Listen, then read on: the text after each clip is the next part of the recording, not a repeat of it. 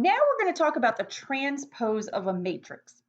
The transpose of a matrix A is the matrix A transpose formed by turning each row into a column, or equivalently, each column into a row. Okay, so basically, what is going to happen if you are given any matrix, you can form its transpose. Okay, so the transpose matrix is going to be a new matrix that you are constructing. You are just forming a different matrix. Okay, so what I need you to notice here is the notation that is used. So if you are given the matrix A, when you see this notation right here, this A that looks like it's raised to the T power, that's not what's going on here. You're not taking the matrix A and raising it to the T power. That capital T is indicating that you need to form the transpose of the matrix A.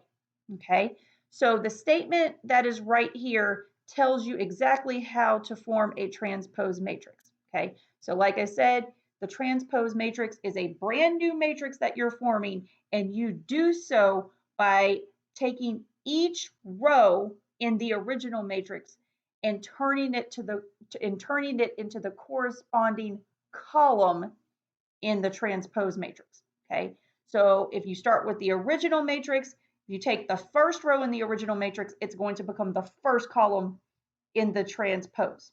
If you take the second row in the original matrix, it's going to become the second column in the transpose, and so on. Okay, so in example 2, we have two matrices, and we are just going to try to find the transpose of each matrix. Okay, so in example A, we have matrix A.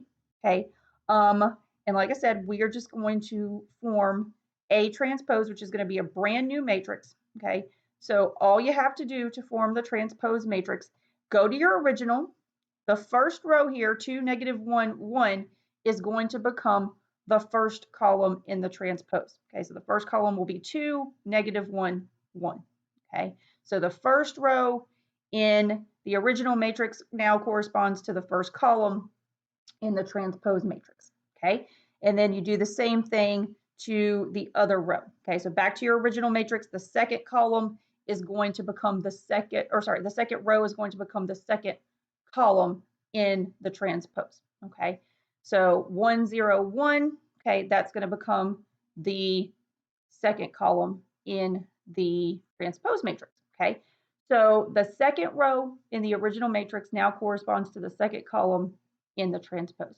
Okay, and that's it. Okay, you have a brand new matrix. Okay, if you notice something neat here, if you look at the original matrix, the dimensions are 2 by 3, has 2 rows and 3 columns. And then if you look at the dimensions of the transpose, it has 3 rows and 2 columns. So it's a 3 by 2 matrix.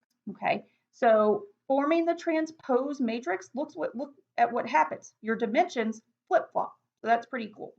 Okay, let's go ahead and form the transpose of B. Okay, B is a 3 by 3 matrix. So if you flip-flop the dimensions, you are also going to get a 3 by 3 matrix. Okay, but it won't, it's going to be a different matrix. Okay, the elements are going to change position. Okay, all right, so again, all we have to do to form the transpose, the first row in B is now going to become the first column in B transpose.